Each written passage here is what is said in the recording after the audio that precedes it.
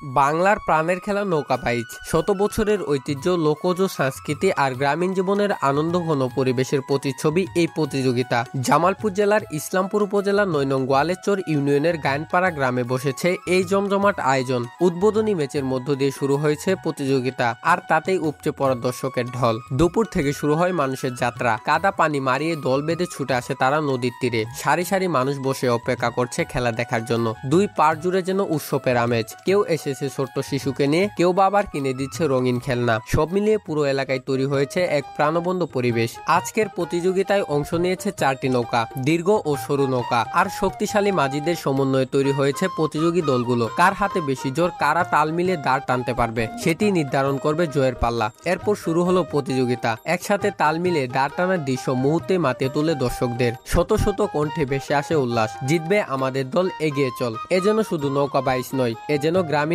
ঐতিহ্য, মিলন মেলা আর আনন্দ উৎসবের এক বর্ণিল ছোঁয়া। সঙ্গে ছিলাম আমি নাইমুল ইসলাম নাইম, বাংলার মাটি।